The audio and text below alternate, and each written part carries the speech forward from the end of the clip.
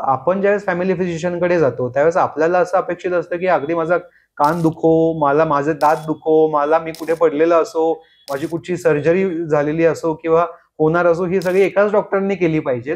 कारण यांच्या प्रती मला आपुलकी तयार झालेली आहे. हात लावायची फीज नसते, हात कुठे लावायची ही फीज असते. ओके. प्रॅक्टिस तुम्ही कुठे करता यावरती पण अवलंबून आहे.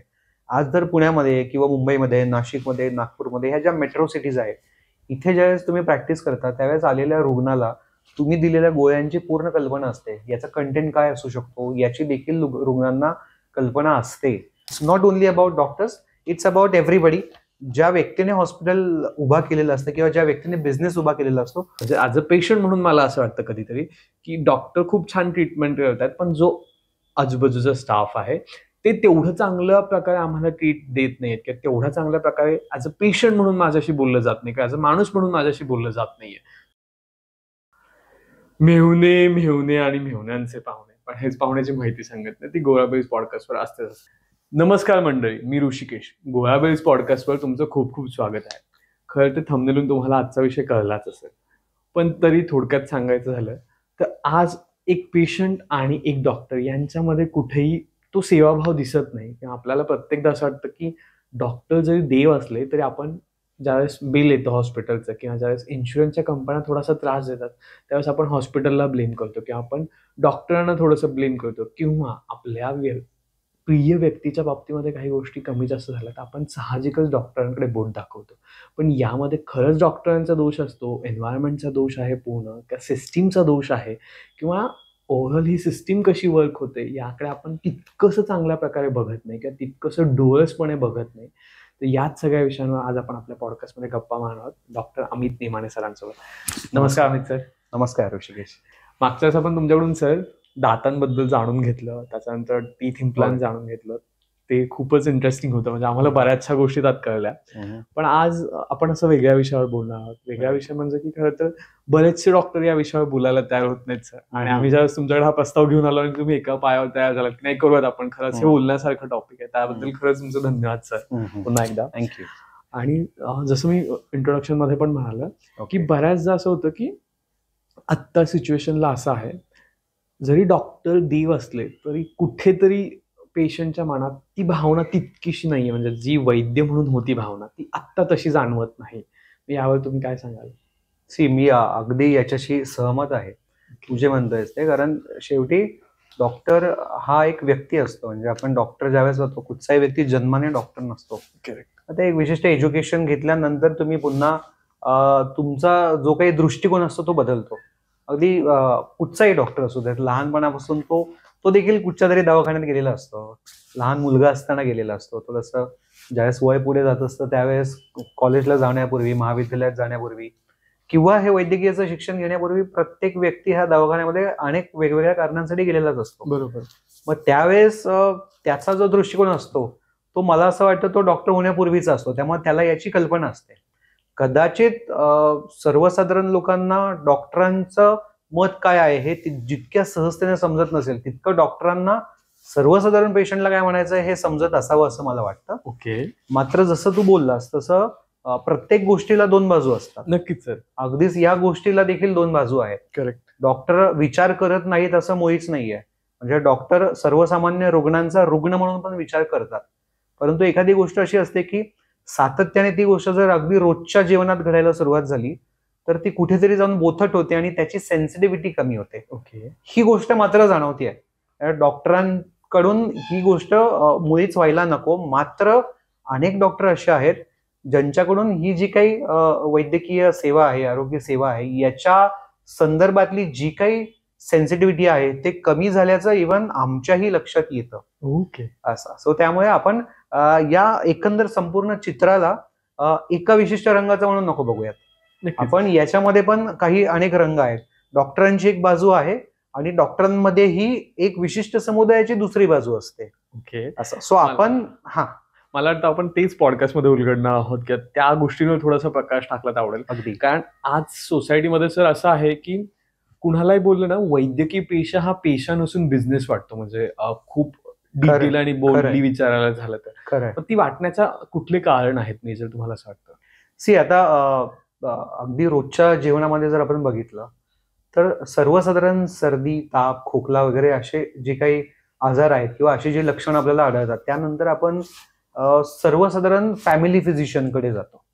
फॅमिली फिजिशियन कडे गेल्यानंतर फॅमिली फिजिशियन जे काही आहे तो आपल्याला चेक करतो आणि बऱ्याचदा हा जो कुठचा फॅमिली फिजिशियन असतो ओके. हा अगदी बऱ्याच वर्षांपासून आपल्या कुटुंबाची म्हणजे शुश्रूषा करत असतो. करेक्ट. त्यामुळे ती व्यक्ती नवीन नसते. त्यामुळे त्याच्याकडून जी आपुलकी आणि आपुलकी भाव तयार होतो तो कायम आपल्या मनामध्ये घर करतो. करेक्ट. अगदी तीच आपुलकी आपण प्रत्येक डॉक्टरांकडून थोडीशी अपेक्षित करत असतो. मात्र ज्यावेळेस हे आजार किंवा ही लक्षणं एका विशिष्ट आजाराच्या दिशेने जातात ओके. किंवा एखादं मोठं डायग्नोसिस होतं. मोठं डायग्नोसिस म्हणजे असं म्हणत आपण की जे काही सीझनल डिसिजेस आहेत किंवा केवळ ऋतूच्या बदलाने होणारे जे काही आजार आहेत ते सर्वसामान्य आजार असतात आणि यासाठी लागणारे जे काही डॉक्टर आहेत किंवा जे फिजिशियन्स आहेत जे प्राथमिक शुश्रूषा करतात त्यांच्याकडे गेल्यानंतर त्यांचा ऑलरेडी रुग्णांशी एक रेपो तयार झालेला असतो. ओके. एक तो ऋणानुबंध तयार झालेला असतो. म्हणजे अगदी आमच्याकडे मी बरेचदा आमच्या मित्रांना बघितलंय की एखादा रुग्ण जर ओपीडी मध्ये आला तर ते त्यांचा मुलगा असताना मुलगा आजारी असेल तर ते बाबांची चौकशी आधी करतात. अरे काय बाबा कसे आहेत किंवा मग आई आली होती मागच्या आठवड्यात ती बरी आहे का, आजीचं काय चाललंय. म्हणजे अगदी या डॉक्टरांनी यांच्या 2-3 पिढ्यांना डॉक्टर म्हणून चेक केलेलं असतं ओके. आणि ती जी शुश्रूषा चाललेली असते ती आपल्या मनात कुठेतरी घर करते. मात्र होतं काय की प्रत्येक डॉक्टरला किंवा प्रत्येक वैद्यकाला एक विशिष्ट मर्यादा असते. करेक्ट. क्रॉस प्रॅक्टिस नावाची एक गोष्ट आहे जी आता बरेच डॉक्टर करत नाहीत. ओके.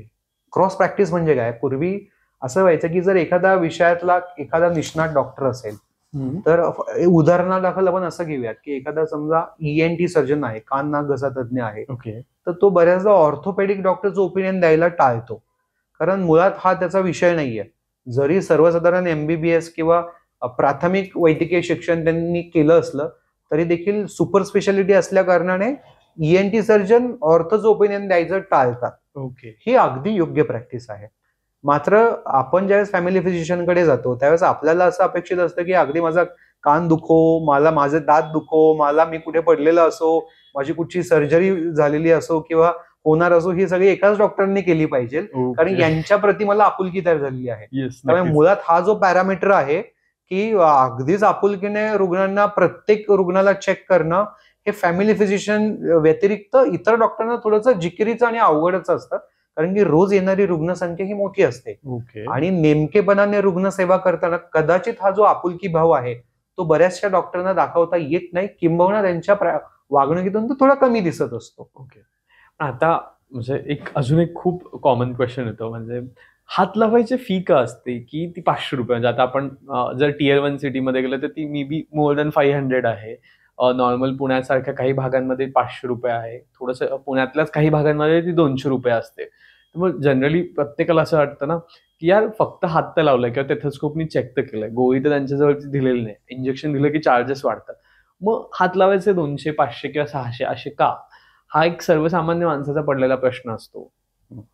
हा फार उत्कृष्ट प्रश्न तो विचारलास. कारण हा विचार तूच नव्हे, हा विचार अनेकांना अगदी आम्ही केलेला असतो.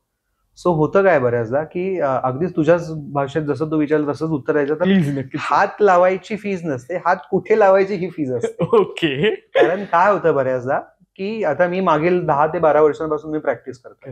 सो हे मला आठवतं की 10 वर्षांपूर्वी माझा पेशंटकडे किंवा रुग्णाकडे बघण्याचा दृष्टिकोन आणि ह्या मागच्या 10 वर्षांतरी आज मी प्रॅक्टिस करताना माझा रुग्णाकडे बघण्याचा दृष्टिकोन याच्यामध्ये प्रचंड मोठी तफावत आहे.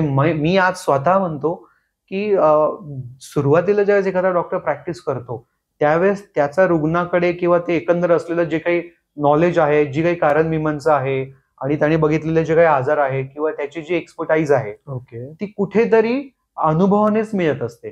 त्यामुळे जसा अनुभव वाढतो तसं मला वाटतं की डॉक्टर अगदी परिपूर्ण होतो. त्यामुळे मी अगदी आजही या मताशी संपूर्ण सहमत आहे. मी देखील अगदी यंग प्रॅक्टिशनर आहे, मात्र मी संपूर्ण सहमत या गोष्टींशी आहे की अगदीच अनुभवी डॉक्टर असेल तर तुम्ही अनुभवी डॉक्टर प्रिफर करायला काहीही हरकत नाही. कारण त्याच्या बाजूने नक्कीच झुकतं माप आहे. त्यामुळे अनुभव फार महत्वाचा असतो आणि ज्यावेळेस अनुभव इतका दांडगा असतो त्यावेळेस डॉक्टरांची प्रॅक्टिसही अनेक वर्षांची झालेली असते. या अनेक वर्षांमध्ये इतक्या पेशंटशी त्यांचं बोलणं झालेलं असतं, इतके पेशंट ट्रीट केलेले असतात, पेशंटशी अगदी ऋणानुबंध जमलेले असतात. डॉक्टर अगदी प्रत्येक पेशंटच्या लग्नाला जाण्यापासून त्यांच्या घरातल्या सगळ्या गोष्टी पूजा मुंज ह्या सगळ्या गोष्टींना जाण्यापासून डॉक्टरांचे संबंध तयार झालेले असतात. मग अशा इतक्या लोकांशी संबंध जपणे आणि तेवढ्याच आपुलकीने प्रत्येक वर्षी किंवा अगदी 5 वर्ष, 8 वर्ष, 10 वर्ष, 20-25 वर्ष डॉक्टर त्याच आपुलकीने बोलतायत, हे थोडंसं शक्य होत नाही. आणि त्याच कारणास्तव मला असं वाटतं की डॉक्टर कुठेतरी विचार करतो की आता माझ्याकडे येणाऱ्या रुग्णांची संख्या जास्त आहे आणि म्हणजे मला तुला आश्चर्य वाटेल की अगदी रात्री 12, 1, 2, 3, 4, 5 कुठचीही वेळ म्हणू नकोस. इमर्जन्सीमध्ये काम करणाऱ्या डॉक्टरांना तर अगदी रात्रभर फोन चालू असतो. ओके. आणि समजा 10 फोन रात्रीचे उचलले, 11वा फोन जर उचलू शकलो नाही, तो 11वा जो रुग्ण असतो ना, त्याला असं वाटतं की पूर्वी जसे डॉक्टर तसे नाहीयेत, मी कदाचित सेकंड ओपिनियनसाठी इतरांना बघावं. हा विचार डॉक्टरांचा करणारा रुग्ण देखील आता नाही असं आम्ही म्हणू शकतो. ओके. मात्र जसं मी तुला सांगितलं की या गोष्टींना दोन्ही बाजू आहेत. कदाचित याचमुळे असं मला वाटतं की डॉक्टर एका विशिष्ट लेवलला येऊन विचार करतात की मला आता फार जास्त रुग्णांना नाही भेटायचं आहे, मला मोजक्याच रुग्णांना भेटायचं, मग हे कसं शक्य होऊ शकतं. कदाचित माझी फीस जर जास्त असेल तर अगदी सिरियस रुग्ण, सिरियस म्हणजे जे खर्च करू इच्छितात कारण त्यांना ते त्या लेवलचं डायग्नोसिस हवं आहे किंवा तितकं खात्रीशीर उपचार हवे, तितकं खात्रीशीर तपासणी हवी, तेच रुग्ण पोहोचतात. कदाचित मला असं वाटतं की हा एक दृष्टिकोन डॉक्टरांचा असू शकतो. कारण अगदीच कमी खर्चामध्ये, कमी फीजमध्ये जर तुम्ही सुश्रुत द्यायला सुरुवात केली तर तुमच्याकडे असणाऱ्या रुग्णांची संख्या कमीच होऊ शकत नाही, तुमची एफिकसी नक्की कमी होणार. ओके. पण बऱ्याचदा असंही ऐकायला मिळतं सर, आता हे फक्त ऐकीव आहे किंवा लोकांच्या मनात आहे मला माहित नाही, की डॉक्टरांनी त्यांच्या 5 वर्षाच्या करिअरमध्ये खूप पैसे घातलेले असतात आणि ते लवकर त्यांना रिटर्न हवे असतात आणि म्हणून ते जास्त फीस घेतात. हो. आता हे जे तू विचारलंस ना, हे मला वाटतं हे व्यक्ती सापेक्ष आहे. ओके. म्हणजे हे अगदी कुठच्याही क्षेत्रामध्ये असू शकतं. ओके. याला डॉक्टर म्हणून मी नाही उत्तर देऊ शकत, कदाचित मी याला एक व्यक्ती म्हणून उत्तर देऊ शकतो.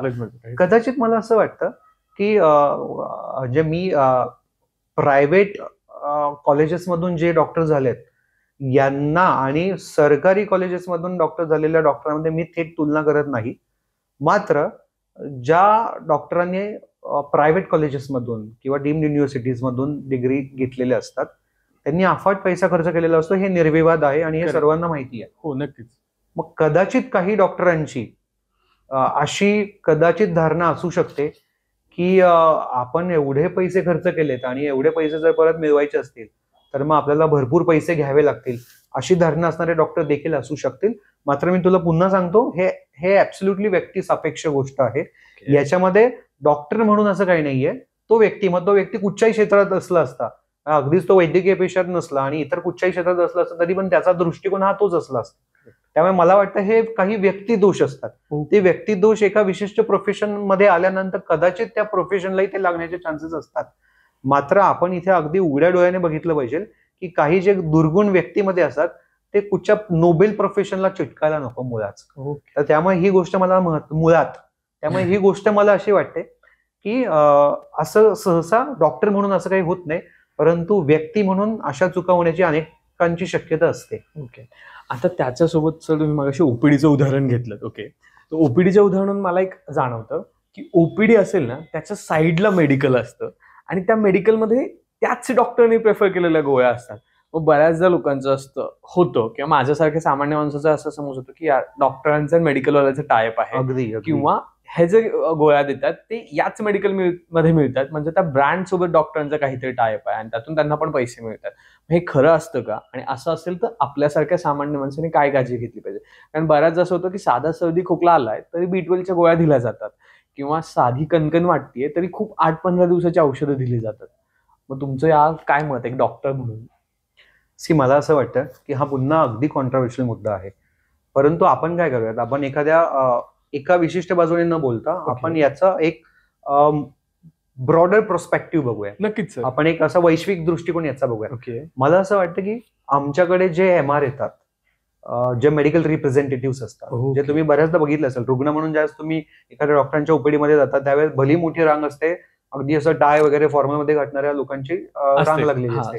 तर मुळात ते डॉक्टरांना भेटायला आलेले असतात आणि पुढे त्यांच्यामध्ये बोलणं काय होतं, ते जे काही डॉक्टरांसमोर जातात आणि ते सांगतात की आम्ही या विशिष्ट ABCD कंपनीचे रिप्रेझेंटेटिव्ह आहोत. ओके. आणि मग त्यांच्याकडे एक मोठं पुस्तक असतं, ते इन्फॉर्मेटिव्ह ब्रोशर सारखं असतं. मग ते सांगतात आमच्याकडे हा मॉलिक्युल आहे आणि मग ते हे सांगतात की आमचा रिसर्च कसा झालाय, मग त्या रिसर्च मधून कुठचा मॉलिक्युल आम्ही डिराईव्ह केलाय, मग आमचं इतरांपेक्षा चांगलं कसं आहे ओके. हे, आणि हे अगदी हेल्दी कॉम्पिटिशन असते, हे असण्यात काहीच गैर नाहीये. करेक्ट. तर ते मग तो त्यांचा तो फार मोठा भला मोठा रिसर्चचा जो डाटा असतो ते देखील ते ऑफर करतात, आणि मग या सगळ्या गोष्टी देऊन त्यांना फक्त डॉक्टरांना किमान एवढी कल्पना द्यायची असते की आमच्या ब्रँडच्या ज्या काही गोळ्या आहेत तो एवढा रिसर्च बेस करून तयार झालेल्या आहेत ओके. आणि त्यामुळे तुम्ही प्रिफर करावं. हे अगदी याच्या पलीकडे याच्यामध्ये काही नसतं. आता डॉक्टर जर ह्या गोळ्या का देतात, कारण डॉक्टरांना एखाद्या विशिष्ट एबीसी ब्रँडचा जो काही विश्वास असतो तो तयार झालेला असतो. त्यांना माहित असतं कदाचित की बा हा मॉलिक्युल यांचा आहे, हे पेटेंटेड टेक्नॉलॉजी यांची आहे आणि हे डिराईव्ह करतायत, आणि मग याच्यामधूनच ह्या गोळ्या औषधं जे काही बनवलं जात आहे यांनी विशेष वेगळी काहीतरी सोय केलेली आहे, किंवा रुग्णांनुसार गोळ्या काही त्यांनी डोसेस मॉडिफिकेशन्स पण त्याच्यामध्ये केलेले असतात, काही डोसेस इतर ब्रँडमध्ये उपलब्ध नसतात.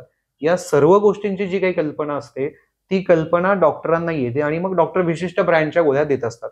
मात्र बऱ्याचदा होतं काय की ज्यावेळेस या विशिष्ट ब्रँडच्या गोळ्या दिल्या जातात त्यावेळेस फार्मासिस्ट किंवा केमिस्ट जे असतात ते या गोष्टीविषयी कदाचित जर विचार न करता एखादी गोळी बदलत असतील तर मात्र रुग्णावरती होणारा जो त्याचा फरक आहे याच्यामध्ये थोडाफार फरक पडण्याची शक्यता असते. ओके. कारण डॉक्टरांनी देताना अगदी विचार करून दिलेल्या ह्या गोळ्या असतात.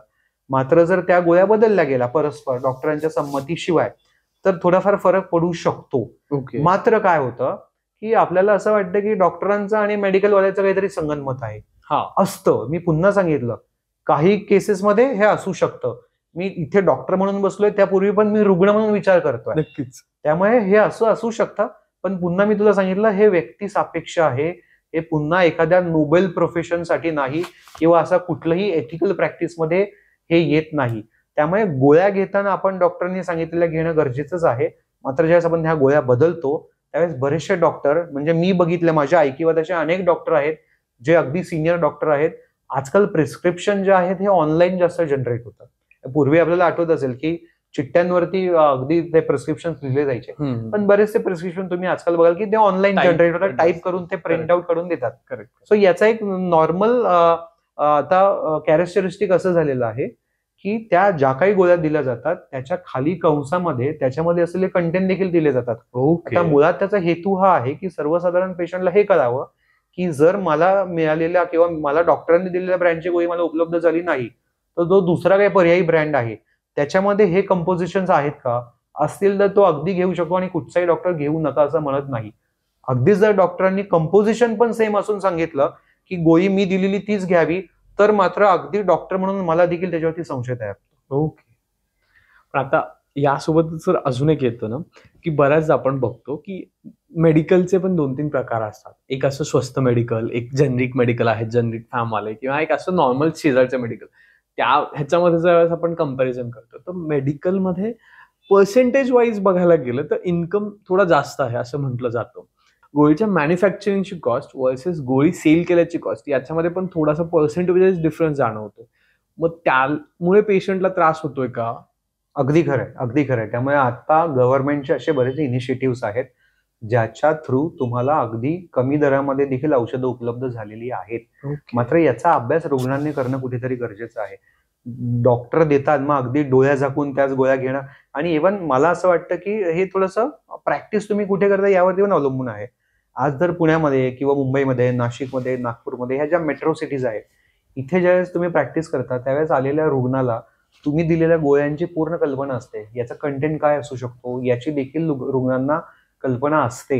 हो. तर त्यामुळे इथे जर गोळी बदलली तर रुग्ण स्वतःच केमिस्टकडे सांगतात की डॉक्टरांनी हा ब्रँड दिलाय मात्र तुम्ही दिलेला जो ब्रँड आहे याच्यामध्ये हा कंटेंट मिसिंग आहे असं रुग्ण स्वतः सांगतात. आहे आणि तेवढी आपल्याला जागरूकता असेच आहे. रुग्ण आवश्यक आहेत.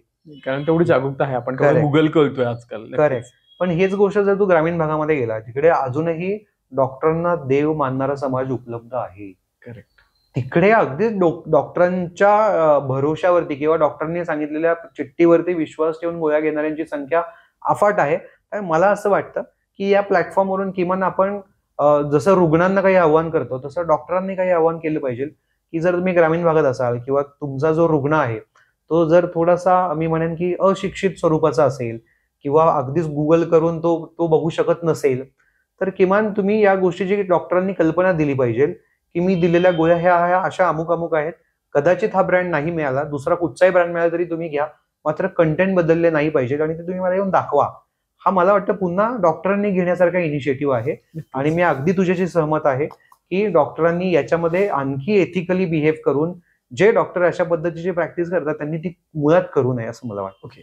आता याच सोबत ना सर अजून एक मुद्दा येतो, म्हणजे सर तो असा की आता जसं तुम्ही बोललात की ग्रामीण भागामध्ये किंवा जो पेशंट डोळस नाहीये किंवा ज्याची डॉक्टराला देव म्हणून श्रद्धा आहे, त्यावेळेस अशा वेळेस डॉक्टरांकडून चुकून किंवा काही कारणास्तव आपली एकदम जवळची व्यक्ती गमावली जाते. त्या इन्सिडेंट्समध्ये जो काही असेल तो 4 दिवसाचा असू द्यात किंवा 8 दिवसाचा किंवा महिन्याभराचा जो इन्सिडेंट असू द्यात. इन्सिडन्स इन द सेन्स ती व्यक्ती हॉस्पिटलाइज आहे आणि ट्रीटमेंट चालू आहे, पण ती गमावली जाते. त्यावेळेस बऱ्याचदा ॲज अ फॅमिली मेंबर म्हणून माझ्या मनात हा शंका येतो की डॉक्टरांनी नीट ट्रीटमेंट दिली नाही. यात किती तथ्य आहे किंवा असा ज्यावेळेस आपल्या मनात थॉट येतोय त्यावेळेस हे बोलणं कितपत योग्य आहे की डॉक्टरांनी ट्रीटमेंट दिली नाही किंवा या XYZ हॉस्पिटलनी नीट लक्ष दिलं नाही? हे पुन्हा आपण याला अगदी उलगडून याचा खुलासा केला पाहिजे. नक्कीच. हे ऍब्सोल्युटली इन्सिडेंटल आहे. करेक्ट. म्हणजे प्रत्येक इन्सिडेंट किंवा घडलेली प्रत्येक घटना ही वेगळी असते नक्कीच. आणि त्या घटनेच्या खोलाशी जाऊन आपल्याला त्याचा अभ्यास करावा लागेल. पण एक सामान्य माणूस म्हणून तितकं खोल जाताही येत नाही. अगदी खरंय, अगदी खरंय. सो मला असं वाटतं की जसं आपण वोटिंगला जाताना ती आपली एक जबाबदारी आहे की आपलं ते कर्तव्य आहे लोकशाही प्रती. Correct. अशा अनेक जसं आपण टॅक्स भरतो ते आपलं कर्तव्य आहे लोकशाही प्रती. अशी जी काही कर्तव्य आहेत त्यात मला असं वाटतं की काही गोष्टी अशा आहेत की ज्या अगदी डे टू डे लाईफमध्ये आता अशा किती लोक आहेत ज्यांना तुम्ही ओळखता की ते एकदाही आजारी आहे. अगदी आम्हाला येऊन लोक सांगतात की आम्ही लहानपणापासून एकदाही गोळी घेतलेली नाही, एक इंजेक्शनही टोचवलेलं नाही, माझं वय वर्ष 40 आहे, माझं वय वर्ष 45 आहे, मात्र कुठचंही औषध आजपर्यंत घेतलेलं नाही, आम्ही अगदी फिट अँड फाईन आहोत. करेक्ट. मग ही गोष्ट म्हणजे या गोष्टीबद्दल आनंद असणं किंवा अभिमान असणं फार चांगली गोष्ट आहे. मात्र मुळात ह्या मागच्या 40-45 वर्षामध्ये तुम्ही डॉक्टरांकडे गेला नाहीत, तुम्ही केमिस्टकडे गेला नाहीत आणि तुम्ही किमान एक प्राथमिक जी चाचपणी असते ती करणं फार गरजेचं आहे. म्हणजे अगदी एखादा मोठा आजार होण्याची वाट बघण्याचं मुळीच कारण नाहीये. आपल्या व्हिसिनिटीमध्ये जिकडे आपण राहतो तिकडे किती हॉस्पिटल्स आहेत. अगदीच एमर्जन्सी आली, कार्डियक एमर्जन्सी सारखी एमर्जन्सी येते बऱ्याचदा. तर अशा केसेसमध्ये कारण की भारतामध्ये अशा अनेक केसेस आहेत ज्या हृदयरोगामुळे लोक अगदी कमी कालावधीमध्ये जीव गमावतात. तर मग अशा केसेसमध्ये हृदयरोगासारखा मोठा आजार अचानक आपल्याकडे येईल आणि तो हार्ट अटॅक आल्यानंतर मग धावपळ होईल, जे काही 2-4 मिनिटांमध्ये आपल्याला हॉस्पिटल मिळणार नाही, गोंधळून जाऊ आणि अशा परिस्थितीमध्ये आपण आपला जवळचा पेशंट गमावून बसतो. मग यापूर्वी जर तुम्ही थोडंफार आपल्या एरियामध्ये असलेले हॉस्पिटल्स कुठचे आहेत किंवा मग तिथे असणाऱ्या सेवा कुठल्या उपलब्ध आहेत, तिथे असणारे जे इमर्जन्सी सर्जन्स आहेत जसे कार्डियक सर्जन वगैरे कुठचे आहेत, तिथे असणाऱ्या फॅसिलिटीज कुठच्या आहेत, या गोष्टीची शहानिशा करायला हरकत काय ती आपण केली पाहिजे. की अगदीच मला काहीच कुठचाही आजार नाही आणि मी एकही गोळी घेत नाहीये म्हणून मला या गोष्टीची गरजच पडणार नाही असं म्हणणं मला चुकीचं वाटतं. आणि बऱ्याचदा ज्यावेळेस इतर आपल्या मित्रांमध्ये आपण बसत असतो किंवा समाजामध्ये आपण वावरत असताना बऱ्याचदा लोक सांगत असतात की अमुक तमुक हा असा कुठचा व्यक्ती आहे, याला असं असं काहीतरी झालं आणि अचानक तो गेला किंवा अशी अशी मेडिकल इमर्जन्सी या कुटुंबावरती आली. तर आपण फक्त हळहळ व्यक्त करून गप्प बसणं योग्य नाही. मला असं वाटतं की ज्या कुठच्या व्यक्तीवरती कुटुंबावरती ही परिस्थिती आली आपण याची कारण मीमांसा करणं फार गरजेचं आहे. आपण श्रोते म्हणून पण हे कळायला पाहिजे आपल्याला की जो काही आपल्या मित्राच्या घरात इमर्जन्सी आली तुम्ही किमान शांत झोपण्यापूर्वी विचार करायला हवा की बाबा ही जी काही व्यक्ती आहे तिच्या घरामध्ये ही इमर्जन्सी आली, मग हे याच्यामध्ये नेमकं चुकलं काय, याला हार्ट अटॅक येणार आहे हे असं ते रोज मी त्या अशा ABCD नावाच्या काकांना जिन्यातनं चढताना बघतोय, त्यांना प्रचंड धाप लागते आणि मग अचानक मला कळतं एका महिन्याने की त्यांचा हृदयविकाराने मृत्यू झाला. मग हे जे काही रोज धाप लागत होती मग हे तर लक्षण नाहीये, माझ्याही बाबांना लागतीये किंवा मलाही लागतीये किंवा माझ्या काकांना लागतीये किंवा तो असा अमुक एक मित्र आहे त्यालाही तीच लागताय. मग आपण याविषयी थोडाफार संशय तयार करू शकतो आणि किमान डॉक्टरांना जाऊन आपण हे विचारू शकतो की ह्या काही ही लक्षणं किंवा ह्या गोष्टी का होत आहेत. तर आणि याचं जर थोडंफार आपण कारण मीमांसा करायला चालू केला तर आपल्याला मला असं वाटतं ह्या बऱ्याचशा गोष्टी कळतील. त्यामुळे वैद्यकीय विभाग किंवा आरोग्य इमर्जन्सी ही अगदी दरवाजावरती तुमच्या थाप देईल त्याच तुम्ही जर जागे होणार असाल तर तुम्हाला अशा बऱ्याचशा अडचणी येण्याची शक्यता आहे. तुम्हाला एरवी देखील या गोष्टीविषयीची माहिती असणं आवश्यक आहे. मी म्हणतो ते आपलं कर्तव्य आहे आणि आपण कर्तव्य म्हणूनच ते घेतलं पाहिजे. त्यामुळे अगदी माझं आव्हान आहे की जे काही ज्येष्ठ नागरिक आहेत किंवा अगदी ज्येष्ठ म्हणायचं मुळीच कारण नाहीये, कारण की तुम्ही अगदी ऐकत असाल 25-30 अगदी 35 किंवा मागच्या महिन्यामध्ये मी कुठेतरी वाचलं की एका 8 वर्षाच्या मुलाला शाळेमध्ये हृदयविकाराचा झटका आला आणि तो गेला. मग ह्या ज्या काही गोष्टी कानावरती पडतात त्यावेळेस हे माझ्या बाबतीत मात्र होऊ शकत नाही असं आपण नामानिरळ राहण्याचं काहीच कारण नाही. ओके. कारण मुळात जे लोक गाफील राहतात त्यांनाच या कुठच्या तरी गोष्टी अचानक येऊन धडकत असतात असं माझं मत आहे. कारण तुम्ही जर कोविडमध्ये जर तुम्हाला आठवत असेल तर कोमॉर्बिडिटी नावाचा एक प्रश्न होता. म्हणजे बरेचसे लोक ज्यांना पूर्ववत काही आजार होते जसं की डायबिटीज असतील, ब्लड प्रेशर असेल किंवा इतर दमा अस्थमासारखे काही आजार असतील, यांना जर कोविड झाला तर ते मृत्यू पावण्याची शक्यता जास्त होती. हे आपल्या सर्वांना कळालं होतं. मात्र असाही एक वर्ग होता ज्यांना कुठचीही कोमॉर्बिडिटी नव्हती, म्हणजे कुठचाही ज्ञात असलेला आजार नव्हता, तरी देखील अगदी तरुण असलेली व्यक्ती देखील ती गेली. हे आपल्याला लक्षात आलं. मग याचा जर तुम्ही अभ्यास केला तर नॉन कोमॉर्बिडिटी याचा जर तुम्ही अभ्यास केला तर नॉन कोमॉर्बिडिटी नावाचा एक वेगळा प्रकार आहे, म्हणजे ज्ञात असलेला आजार. बऱ्याचदा डायबिटीज वगैरे सारखे आजार हे वर्षानुवर्ष अनडायग्नोस्ड राहतात. कारण मुळात आपण कधीही हॉस्पिटलमध्ये गेलेलो नसतो, त्याचं कुठचंही मोठं लक्षण सुरुवातीला तयार होत नाही. असे अनडायग्नोस्ड राहिलेले आजार ज्यावेळेस आपण एखाद्या मोठ्या आरोग्य संकटात अडकतो त्यावेळेस हेच आजार गुंतागुंत तयार करतात आणि आपल्याला याची कल्पनाच नसते की आपल्याला हा आजार होता म्हणून. त्यामुळे किमान तुम्ही कुठचाही आजार होण्याची वाट बघण्याचं मुळीच कारण नाहीये. रेग्युलर तपासण्या करणं, आणि हा कॉर्पोरेट लेवलला होतात. बरेचसे रुग्ण सांगतात आमच्याकडे कॉर्पोरेट लेवलला सर आमच्या कंपनीमध्ये रेग्युलर तपासण्या, ही फार म्हणजे मी म्हणतो हे फार स्वागतार्ह बाब आहे. जे लोक अशा कुठच्या कंपन्यांशी एनरोल नाही आहेत, ज्यांचा स्वतःचा वैयक्तिक व्यवसाय आहे किंवा जे काही कामगार आहेत जिथे ही फॅसिलिटीज मुळात उपलब्ध नाहीये, त्यांनी वैयक्तिक जबाबदारी घेऊन पण आपल्या शरीराचे जे काही पॅरामीटर्स आहेत याचं नेहमी चेकअप केलं पाहिजे. तर अशी येणारी कुठची मेडिकल इमर्जन्सी तुम्हाला टाळता येईल. हे तुम्ही सांगितलं तर ठीक आहे सर, पण आता याच्या बरोबरीने एक अजून गोष्ट येते की बऱ्याचदा असं होतं की आयसीयू मध्ये पेशंट्स आहेत किंवा अशा ठिकाणी जिथे सामान्य माणसाला एंट्री नसते अशा ठिकाणी पेशंट्स आहेत किंवा व्हेंटिलेटरवर पेशंट्स आहेत. मग पेशंट गेलंय हे पण लवकर सांगितलं जात नाही आणि बऱ्याच वेळा हॉस्पिटलचं बिल काढायला लागतं. अशा कित्येक केसेस आपल्याला नंतरही येतात, म्हणजे पेपर आउट होतात किंवा आपण वाचतो किंवा पुण्यातल्या काही बऱ्याचशा नामवंत हॉस्पिटलमध्ये अशा घडलेल्या आढळतात की तुमचा पेशंट आहे तो XYZ पोझिशनला होता आणि त्याला रातोरात ते सांगतात की नाही आमच्याकडे ट्रीटमेंट होणार नाहीये, तुम्ही या हॉस्पिटलमध्ये न्या, आणि तिथे नेल्यानंतर 1-2-3 तासाने डिक्लेअर केलं जातं की ही इज नो मोर. अशा वेळेस काय केलं पाहिजे सामान्य माणसाने? पण अशा वेळेस मग आपण हॉस्पिटलवर ब्लेम लावले जातात, मग केसेस चालतात, बरंच काय काय होतं. अशा वेळेस कसं, म्हणजे ब्लेम न करणं की ब्लेम करणं की त्याच्यासाठी फाईट करणं, विच इज राईट बेसिकली? हे पुन्हा मी म्हणेल इन्सिडेंटल आहे. इन्सिडेंटल का आहे? कारण की प्रत्येक केस ही वेगळी असते. आपण फक्त सजग राहणं फार महत्वाचं आहे. आपल्या पेशंटचा नेमका प्रॉब्लेम काय झाला ना हे त्या पेशंट बरोबर असलेला किंवा त्या पेशंटला कॅरी करणारा जो नातेवाईक असतो त्याने या गोष्टीवरती अगदी चौकस बुद्धिमत्तेने लक्ष ठेवणं गरजेचं आहे. कारण की या गोष्टी इव्हन आम्हीही बघितलेल्या आहेत. डॉक्टर म्हणून सुद्धा आम्ही या गोष्टीचे विटनेस असतो की बरेचसे काही कॉर्पोरेट हॉस्पिटल्स आहेत जिकडे केवळ बिल वाढवण्यासाठी देखील अशा गोष्टी केल्या जातात आणि मी याच्याशी अगदी 100% सहमत आहे. मात्र हे पुन्हा मी म्हणेन इन्सिडेंटल आहे. कारण हॉस्पिटल मुळात या गोष्टीसाठी बनलेच नाहीयेत. हॉस्पिटल हे रुग्णसेवेसाठी नक्कीच, परंतु आजकाल लोकांना असं झालेलं आहे की प्रत्येक गोष्ट ही अगदी हातात हवी आहे. मी तुला आता एक उदाहरण सांगतो की साधारणतः मागच्या 1-2-3 आठवड्यापूर्वी एका ऐकिवात असलेलं माझं हॉस्पिटल आहे पुण्याचं, तर तिकडे एक रुग्ण आला. तर रुग्ण आला याचा अर्थ एक गर्भवती स्त्री, साधारणतः 9 महिने कंप्लीट झाले असावेत आणि तिच्याबरोबर तिचा पती, असे 2 जण आले होते. रिक्षामधून ते आले होते.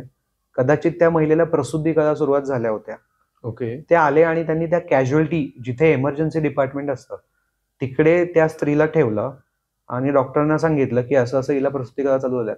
डॉक्टरांनी अगदी नियमाप्रमाणे किंवा जे काही तिथे रेसिडेंट डॉक्टर असतील किंवा स्टाफ असतील त्यांनी नियमाप्रमाणे त्या व्यक्तीला सांगितलं की तुम्ही असं असं जाऊन किमान पेपर आधी भरून या.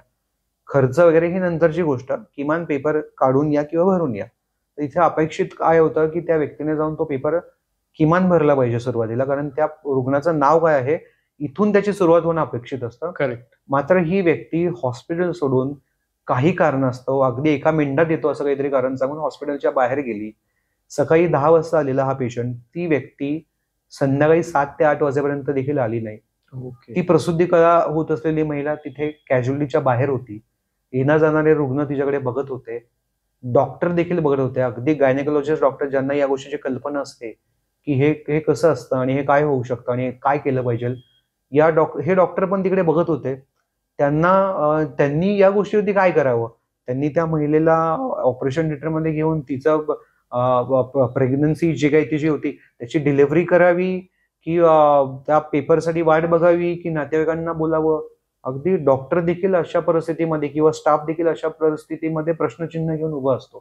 कारण ह्या केसमध्ये जर तुम्ही बघितलात तर ही जी व्यक्ती होती तिने किमान कन्सेंट साईन करणं, खर्च वगैरे अगदी नंतरची बाब आहे. किमान एक Okay. कन्सेंट साईन करणं किंवा त्या व्यक्तीचं नाव, वय, या सगळ्या गोष्टी, ब्लड ग्रुप, या सगळ्या गोष्टी देणं, तिचे जुन्या फाईल्स देणं, तिचं जे काही 9 महिन्याचं जे काही फॉलोअप आहे त्याच्याविषयीची अगदी प्राथमिक माहिती देणं जिथे अपेक्षित होतं, तिथे ही व्यक्ती तिथे मुळात उपलब्धच नव्हती. अशा काळात डॉक्टरांनी काय करावं असं तुला वाटतं? पण अशा वेळेस ऍटलिस्ट आपण त्या व्यक्तीकडून तरी घेऊ शकतो, जी प्रसूती महिला आहे तिच्याशी बोलून त्या गोष्टी घेऊ शकतो. मला हेच तुला सांगायचं आहे की पुन्हा मग काय होतं ऋषिकेश, जी महिला प्रसूती काळांमधून जातीये तिला एक विशिष्ट लेवलपेक्षा अति विचारणं किंवा बाकी गोष्टी विचारणं ह्या अमानवी आहेत असं मला वाटतं. कारण की ती स्त्री ज्या ज्या कळांमधून जाते, जो काही त्रास तिला होतोय, तिथे जर तुम्ही तिच्यासमोर पेपर ठेवून विचारलात की मला तुमचा ब्लड ग्रुप सांगा, मला तुमचं, ती सुरुवातीला सहकार्य करेल, मात्र त्यानंतर ती सहकार्य करेल का? आणि दुसरी गोष्ट, ती कितपत त्या व्यक्तीबरोबर इन्व्हॉल्व नाही, हा प्रश्न देखील मनामध्ये यायला वाव आहे.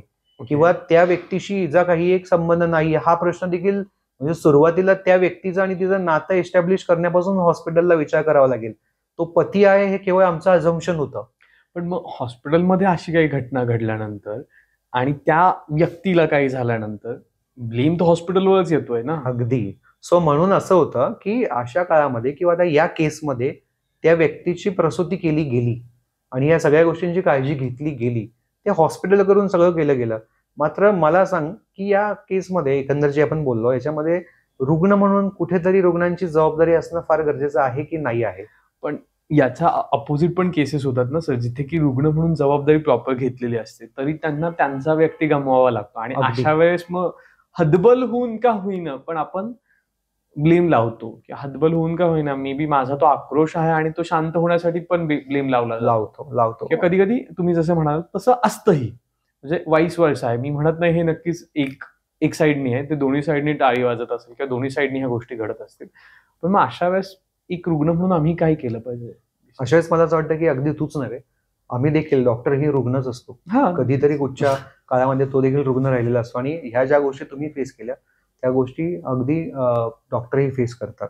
कारण हा माझा वैयक्तिक अनुभव आहे किंवा असे बरेच डॉक्टरांना अनुभव आलेले असतात की एक असा एक फिजिशियन आहे ज्याच्याकडे रोजची ओपीडी ही 200-300च्या पुढे असते, त्याला अगदीच वेळ मिळत नाही. असा फिजिशियन जो अगदी नावाजलेला आहे, अगदी लांबून लांबून पेशंट येतात, अगदी फॉरेन मधून पेशंट येतात. ओके. असा फिजिशियन आहे ज्यावेळेस त्याला कुठची एखादी सर्जरी करायची असते त्यावेळेस त्याला इतर सर्जनची वेळ घ्यावी लागते आणि तो इतर सर्जनही त्याला थोडंफार म्हणजे रुग्णाच्या नजरेतनच बघत असतो.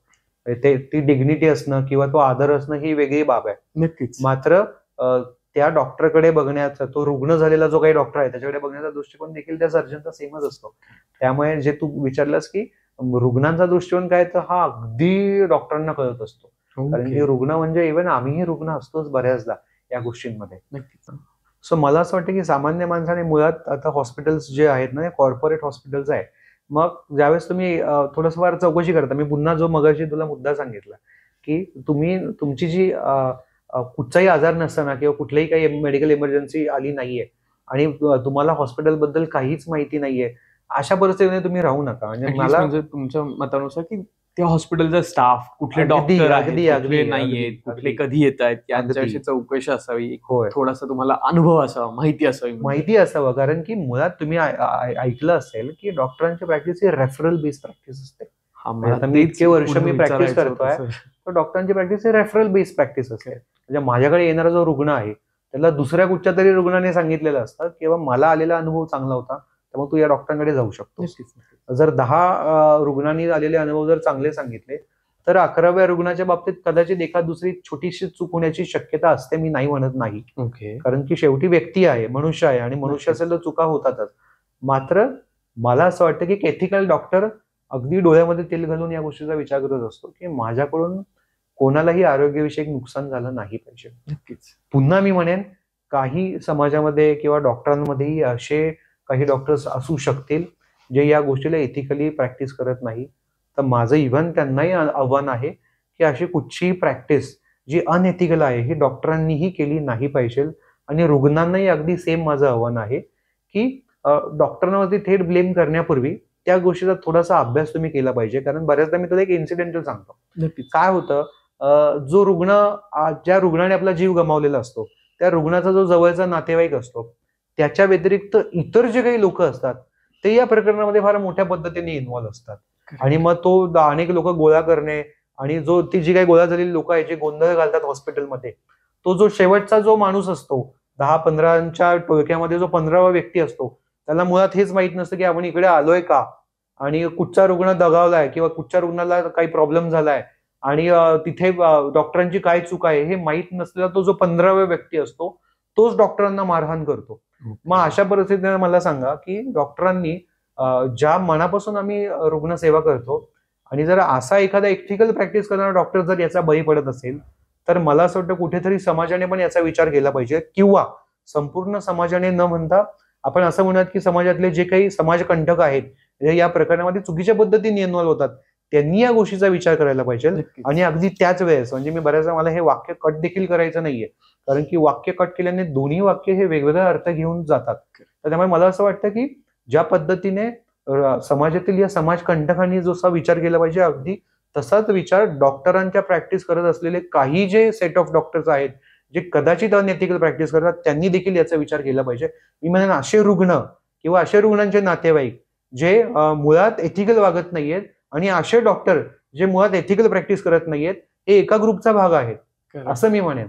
आणि मग याच्यामुळे होतं काय, याच्यामुळे जो सर्वसामान्य रुग्ण आहे जो अगदी प्रामाणिक आहे जो डॉक्टरांना अजूनही देव मानतो आणि असे ते डॉक्टर जे ऍब्सोल्युटली एथिकल प्रॅक्टिस करतात ज्यांना संपूर्ण कल्पना आहे की आरोग्याची जबाबदारी म्हणजे काय, असे जे डॉक्टर आहेत ना हे जे बदनाम होतात याच्यामुळे मला असं वाटतं की ही थोडीशी नैतिक जबाबदारी आहे जे प्रत्येकाने स्वीकारली पाहिजे. नक्कीच. आता कोविड नंतर ना सर एक गोष्ट बघायला मिळाली ती म्हणजे ना रेफरल प्रॅक्टिसेस बेसिकली. आणि मग त्या गोष्टीत असं जाणवतं की काही डॉक्टर फक्त रेफरन्स देतात की तुम्ही ह्या हॉस्पिटलमध्ये जा आणि ट्रीटमेंट घ्या. मग याच्यात त्या डॉक्टरचा काय फायदा असतो किंवा ते खूप नैतिक जबाबदारी म्हणून ते काम करतात का खरंच बॅकएंडने काहीतरी गोष्टी त्यांना मिळत असतात? ठीक. सो आता हा जो तू ऑर्गॅनिक प्रश्न विचारला पण ऑर्गॅनिक वेने जाऊ. नक्कीच सर. म्हणजे आपण जर असं याचा लूपने जायचा प्रयत्न केला तर साधारणतः जर मी एका विशिष्ट विषयाचा डॉक्टर आहे ओके तर मी स्किन स्पेशालिस्ट आहे तर माझ्याकडे येणारा जो रुग्ण आहे तो स्किन व्यतिरिक्त जर इतर काही अडचणी मला सांगत असेल तर हे पुन्हा एथिकल आहे की क्रॉस प्रॅक्टिस करायची नाही. मी काय करतो, मला थोडासा डाऊट येतो, मला त्या गोष्टीची कल्पना असते की बाबा ह्या व्यक्तीने जे हे मला दाखवलंय हे कदाचित हे डायग्नोसिस असेल मात्र मला एथिकली मॉरली आणि लिगली त्या गोष्टीविषयी ओपिनियन देण्याचं काही कारण नाहीये. नक्कीच. त्यामुळे मी काय करतो, मी त्या व्यक्तीला रेफर करतो दुसऱ्या कुठच्या तरी वेगळ्या डॉक्टरांकडे. ओके. सो आता ही जी प्रॅक्टिस आहे ही ऑर्गॅनिक आहे, हे केलंच पाहिजे असं माझं मत आहे. मात्र या ऑर्गॅनिक प्रॅक्टिसमध्ये एक इनऑर्गॅनिक गोष्ट कुठची घुसली की हे जे काही हॉस्पिटल्स आहेत हे यांची PR टीम डेव्हलप करतात. ओके. आणि याच्यानंतर ते डॉक्टरांना जाऊन सांगतात की आमच्याकडेच पेशंट का पाठवा. आता इथंपर्यंत काही गैर नाहीये मात्र जी लालसा आहे ती वाढवण्यासाठी मग आम्ही तुम्हाला अमुक गोष्ट देऊ किंवा आम्ही तुम्हाला हे देऊ आणि मग तुम्ही आमच्याकडे पाठवा, ही गोष्ट देखील होते बऱ्याचशा हॉस्पिटल्समध्ये ही होते आणि ती निंदनीय आहे आणि ऍब्सोल्युटली चुकीची आहे. मात्र बरेचसे डॉक्टर्स याला बळी पडत नाहीत कारण की त्यांना रुग्ण हा बरा होणं हे तितकंच महत्वाचं असतं. त्यामुळे पुन्हा मी म्हणेन की हे अशा प्रकारची कुठलीही रेफर प्रॅक्टिस करताना कुठच्याही डॉक्टरने जो रुग्णाला रेफर करतोय त्यांनी या गोष्टीची काळजी घेतली पाहिजे की या रुग्णाने ज्यावेळेस मला इतर आजारांविषयी किंवा इतर काही त्याच्या असलेल्या सिम्पटम्स विषयी कल्पना दिली आहे त्यावेळेस ही माझी जबाबदारी आहे की मी ज्या कुठच्या डॉक्टरांना रेफर करेल ते डॉक्टर हे अगदीच प्रामाणिकपणे त्यांना त्याची ट्रीटमेंट करतील किंवा जे कुठचं हॉस्पिटल आहे ही जबाबदारी मी म्हणेन की पुन्हा डॉक्टरांची आहे. याच्यामध्ये जर पुन्हा तू सोसायटी आणि डॉक्टर्स याच्यामध्ये जर बायफर्केशन करायचा प्रयत्न केलास तर ही जबाबदारी डॉक्टरांच्या दिशेने थोडीशी जास्त येताना मला दिसते. त्यामुळे पुन्हा या पॉडकास्टच्या माध्यमातून आपण एक आव्हान करूया आणि रिस्पेक्टेबल आव्हान करूया डॉक्टरांना की ज्यावेळेस तुम्ही रुग्णांना रेफर करता त्यावेळेस यू शुड मेक शुअर की तुमचा जो काही रुग्ण आहे जो तुमच्यावरती अगदी प्रामाणिकपणे विश्वास ठेवून तुमच्याकडे अनेक वर्षांपासून येतो आणि तुमच्या प्रत्येक शब्दाला तो काळजीपूर्वक ऐकून किंमत देतो, अशा रुग्णाला ज्यावेळेस तुम्ही रेफर करता त्यावेळेस तुम्ही रेफर करत असलेला डॉक्टर देखील तेवढाच योग्यतेचा असला पाहिजे, ही खातर जमा करणं हे मला वाटतं हे प्रत्येक डॉक्टरचं कर्तव्य आणि ते इतर प्रत्येक डॉक्टरांनी केलं पाहिजे. आता त्याचबरोबर सर अजून एक क्वेश्चन येतो सर, की आता आपण म्हणत होतो की इंडियामध्ये पर माणसागणिक डॉक्टर नाहीयेत, पण आता जर चित्र थोडंसं बदलतंय, म्हणजे सिटीजमध्ये पावलागणिक सुपर स्पेशालिटी किंवा सुपर मल्टी स्पेशालिटी हॉस्पिटल निघतायत. म्हणजे जनरली 3 माळ्याची बिल्डिंग उभी करायची, खाली चौकशी किंवा काउंटर सेंटर काढायचं, मधल्याच्या ओपीडी काढायची आणि साईडला बेड काढायचे आणि सगळ्यात वरच्या साईडला आयसीयू सारखं सेक्शन काढायचं. आणि असं तुम्हाला एक पावलागणिक म्हणण्यापेक्षा तुम्हाला एक डिस्टन्स पाहिजे, टप्प्याटप्प्यांवर आहे, किंवा एक 10-15 किलोमीटर गेलं की तुम्हाला सुपर मल्टी स्पेशालिटी हॉस्पिटल किंवा मल्टी स्पेशालिटी हॉस्पिटल मिळते, किंवा काही ठिकाणी तर खूप चमूमध्ये 3 शेजारी आहेत. मग हे कसं उभं राहतंय? रुग्णांना लुबाडून अगेन की ऍक्च्युअली इथिकली गोष्टी करून? हा पण पुन्हा एकदा सामान्य माणसाचा प्रश्न आहे. आणि हॉस्पिटल सगळे बऱ्यापैकी चांगले चालताना दिसत आहेत. राईट. सो आता जे तू सांगितलंस की पूर्वी सुपर स्पेशालिटी डॉक्टर्स नव्हते आणि आता ते उपलब्ध होत आहेत, तर मला असं वाटतं की थोडंसं आपण फॅक्ट चेंज करूयात की प्लीज. जर आपण मेट्रो सिटीजमध्ये राहत असू तर आपल्याला हे जे हॉस्पिटल्स दिसतात आणि सुपर स्पेशालिटी दिसतात, म्हणजे बऱ्याचदा आमच्याकडे पूर्वी असं होत नसायचं. आमच्याकडे येणारा रुग्ण विचारतो की डॉक्टर मला एंडोक्रिनॉलॉजिस्ट हवा आहे, डॉक्टर मला गॅस्ट्रोएंटरोलॉजिस्ट हवा आहे, तुमच्या कल्पनेत कोणी आहे का? आणि मग आम्ही विचार करतो की मी गॅस्ट्रिक प्रॉब्लेमसाठी जे काही पेशंट आलेला बऱ्याचदा फिजिशियनकडे रेफर केलेलं आहे. ओके. अगदीच अडचणीच्या केसेसला आम्ही गॅस्ट्रोएंटरोलॉजिस्टकडे रेफर करतोय. मात्र जो रुग्ण माझ्याकडे आला तो समोरून मला गॅस्ट्रोएंटरोलॉजिस्ट बद्दल विचारतोय, म्हणजे तुम्ही इथे हे लक्षात घ्या की रुग्णांना या गोष्टीची संपूर्ण कल्पना आलेली आहे की कुठचा विषय कुठच्या सुपर स्पेशालिटीकडे, केवळ स्पेशालिटी नाही सुपर स्पेशालिटीकडे जायचं हे देखील रुग्णांना कळालेलं आहे. मात्र दुर्दैवाने ही जी काही बाब आहे ही मेट्रो सिटी पुरतीच मर्यादित आहे. नक्कीच सर. ही ग्रामीण भागामध्ये मुळीच नाही. ग्रामीण भागामध्ये कुठचा डॉक्टर आणि कुठे जायचं याची कल्पना नाही. हॉस्पिटल्स पण फार मोठ्या टप्प्याच्या अंतरावरती आहेत आणि तिथे मिळणारे त्यामुळे रेफरन्सेस सगळे सिटीमध्ये केले जातात. सिटीमध्ये मात्र याची उपलब्धता आहे. त्यामुळे आणि दुसरी गोष्ट जी तू विचारलीस की हे एवढे जे काही मोठमोठे हॉस्पिटल उभारले जातात त्याच्यासाठी लागणारं जे काही आर्थिक भांडवल आहे हे डॉक्टर कुठून उभं करतात आणि कसं उभं करतात हा जर तुझा प्रश्न असेल तर किमान मल्टी स्पेशालिटी हॉस्पिटल नावाची जी संकल्पना आहे याच्यामध्ये अनेक सुपर स्पेशालिटीचे लोक एकत्र येतात, डॉक्टर्स एकत्र येतात आणि हे एखादी काहीतरी वास्तू तयार करत असतात. त्यामुळे याच्यामध्ये इन्व्हॉल्वमेंट अनेक डॉक्टरांची असते आणि हे जे काही डॉक्टर त्या हॉस्पिटलमध्ये येतात हे तू क्वचितच बघितलं असशील किंवा तू याचा जर अभ्यास केलास तरी तुला लक्षात येईल की एखादा अमुक डॉक्टर हा एका विशिष्ट ठिकाणीच हॉस्पिटलमध्ये जातो असं कधीच नसतं. ओके. तो बऱ्याचशा ठिकाणी कन्सल्टंट म्हणून असतो, बऱ्याचशा ठिकाणी पॅनलवरती असतो, तो बऱ्याचदा अकॅडमिकली एखाद्या कॉलेजला अटॅच असतो, मेडिकल कॉलेजला, आणि तो त्या कुठच्या तरी हॉस्पिटलला आठवड्याच्या एखाद दिवशी, दुसऱ्या दिवशी, तिसऱ्या दिवशी किंवा एका विशिष्ट तासासाठी 2 तासासाठी असं सेग्रिगेशन मध्ये तो येत असतो. त्यामुळे मला असं वाटतं की डॉक्टर हा खरंच हॉस्पिटलच्या बाबतीत मल्टीटास्किंग करतो. त्यामुळे डॉक्टरला आर्थिक भांडवल तयार करणं खरं सांगायचं तर फार मोठी किंवा अवघड गोष्ट नाही, कारण की तो बऱ्याचशा ठिकाणी आणि वेगवेगळ्या हॉस्पिटलला तो अटॅच होत असतो. त्यामुळे ते भांडवल बऱ्यापैकी तयार होतं. दुसरी गोष्ट म्हणजे हे असं एक सिंगल युनिट नाहीये की एक डॉक्टर सगळ्या गोष्टी तयार करतोय. हे मल्टी युनिट असल्यामुळे याच्यामध्ये अनेक डॉक्टरांच्या आर्थिक गोष्टीचा हातभार लागतो. आणि आता जर तू ऐकिवात ज्या हॉस्पिटलची नावं आहेत मोठमोठ्या ते जर बघितलं तर हे सगळे कॉर्पोरेट हॉस्पिटल आहेत, जिकडे जे कॉर्पोरेट ओनर्स आहेत त्यांचा डॉक्टरांशी थेट कुठचाही संबंध नाही, डॉक्टरांच्या डिग्रीशी संबंध नाहीये. मात्र कॉर्पोरेट हॉस्पिटल अगदी कॉर्पोरेट लेवलला हँडल केले जातात आणि सगळे डॉक्टर त्यांच्याकडे पॅनल कन्सल्टंट म्हणून जातात. सो आता ही झाली एक बाजू. मात्र दुसरी बाजू अशी आहे की जर एखादं मल्टी स्पेशालिटी हॉस्पिटल जर चालत असेल तर याच्यामध्ये जे काही पॅनल कन्सल्टंट असतात, जर तुम्ही याचा अभ्यास केला की हे हॉस्पिटल कसं चालतं किंवा कुठच्या डॉक्टरांना आपण प्रश्न विचारायचा किंवा कुठच्या डॉक्टर पूर्ण वेळ तिकडे उपलब्ध असतात, जे काही स्टाफ असतात ते आपल्याला ज्या काही संपूर्ण माहिती देतात रुग्णाविषयी ते डॉक्टर असतात का, किंवा त्यांना आरोग्याविषयीची काही माहिती असते का, किंवा त्यांची डिग्री कुठची, हे बऱ्याचदा आपल्याला कळत नाही. कारण आपण प्रत्येकाला आपला रुग्ण हॉस्पिटलमध्ये ऍडमिट असताना आपण माहिती सांगितल्यानंतर आपण त्या व्यक्तीला म्हणू शकत नाही की तुम्ही डॉक्टर आहात का. एखाद्या व्यक्तीला आपण विचारू शकतो, पण आपल्याला काही गोष्टी ह्या गृहीत धराव्या लागतात. नक्की. जर हे स्ट्रक्चर जर तू बघितलंस की हे हॉस्पिटल कसं चालतं तर याच्यामध्ये हॉस्पिटलचा स्टाफ फार महत्वाचा असतो आणि तो पॅरामेडिकल स्टाफ असतो आणि असा बऱ्याचदा आपण म्हणूयात की एक कुशल मनुष्यबळ असतं आणि एक अकुशल मनुष्यबळ असतं. तर बऱ्याचदा अकुशल मनुष्यबळ देखील हॉस्पिटलमध्ये असतं. जे स्वीपर असतात, जे स्वच्छतेची काळजी घेतात आणि अगदी ते मनापासून काम करतात. नक्कीच नक्कीच. अशी लोक देखील इकडे आहेत. आणि जे रेसिडेंट डॉक्टर आहेत, म्हणजे जे नुकतेच ज्यांचं वैद्यकीय शिक्षण पूर्ण झालेले डॉक्टर्स आहेत, ज्यांना मी पुन्हा म्हणेन की प्रॅक्टिस हा सर्वात मोठी गोष्ट असल्या कारणाने ते सुरुवातीलाच प्रॅक्टिसमध्ये उतरलेले असतात. Correct, correct. त्यामध्ये रेसिडेंट डॉक्टर म्हणून अगदी पूर्ण वेळ अवेलेबल हॉस्पिटलमध्ये असतात. तर असे हे जे काही डॉक्टर्स आहेत आणि मग त्यानंतर सुपर स्पेशालिटी डॉक्टर्स जे केवळ व्हिजिटिंग वरती येतात आणि असेही असतात की स्पेशालिटी वेगळी असते, तितके रुग्ण त्या विशिष्ट स्पेशालिटी नसल्यामुळे ते नसले. ऑन कॉल असतात. ओके. मग जर एखादा रुग्ण जर त्याला त्याची गरज असेल तर मग त्या डॉक्टरांना फोन करून सांगितलं जातं आणि मग ते येतात ऑन कॉल. सो हे अशा थरांवरती जे हॉस्पिटल चालत असतात त्याच्यामध्ये हे जे काही संपूर्ण स्टाफ आहे याच्यामध्ये ज्युनियर डॉक्टर झाले, सिनियर डॉक्टर झाले, सुपर स्पेशालिटी झाली, व्हिजिटिंग फॅकल्टीज झाल्या, स्टाफ झाला किंवा स्टाफमध्ये पण पॅरामेडिकल स्टाफ झाला. तर या सर्वांचं संगनमत करत असताना जर एखाद्या व्यक्तीने जर आपली जबाबदारी टाळली तर तो पूर्ण जो काही रुग्णाला होणारा त्रास असतो हा सर्वांवरती अवलंबून असतो. ओके. त्यामुळे मला असं वाटतं की जे रेसिडेंट डॉक्टर ओव्हरनाईट तिकडे थांबतात आणि पूर्ण वेळ रुग्णांना त्या गोष्टीची कल्पना देतात आणि मग रात्रभर तिकडे प्रॅक्टिस केल्यानंतर मग दुसऱ्या दिवशी दुसऱ्या हॉस्पिटलमध्ये कुठेतरी जातात. कारण मी यंग डॉक्टर, मी आत्ताच बाहेर पडलोय, मला as much as possible practice करायची आहे आणि मला एस्टॅब्लिश व्हायचं आहे म्हणून धावपळ करणारा जो डॉक्टर, मी असे काही डॉक्टर विटनेस केलेत की अगदी डोळे लाल झालेत.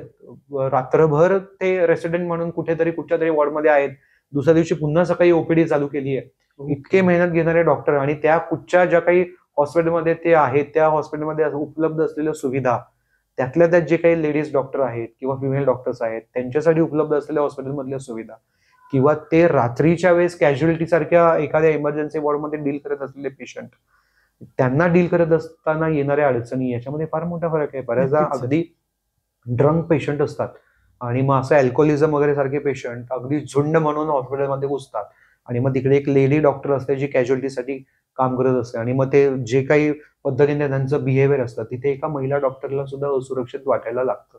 तर हे जे काही डॉक्टरांचे प्रश्न आहेत हे देखील फार मोठे आहेत आणि याच्याकडे दुर्लक्ष करून पण आपल्याला चालणार नाहीये. त्यामुळे बरेचसे डॉक्टर याच्यामधूनही जात आहेत आणि याच्यासाठी पण मी म्हणेन की गव्हर्नमेंटने काहीतरी सुविधा डॉक्टरांना सुद्धा आणखी वाढवली पाहिजे. जसं की सरकारी हॉस्पिटल्स आहेत, प्रायमरी हेल्थ सेंटर्स आहेत, जे अगदी डोंगरदऱ्यांमध्ये काही हॉस्पिटल्स आहेत. मग तिथे येणारा जो काही रुग्ण आहे किंवा तिथे काम करणारे जे काही डॉक्टर्स आहेत, यांचं जे काही साधारणतः डॉक्टर आणि रुग्णांचं जे नातं आहे याच्यामध्ये भरपूर ग्रूमिंग होणं गरजेचं आहे, जे अजूनही झालेलं नाहीये. नक्कीच सर.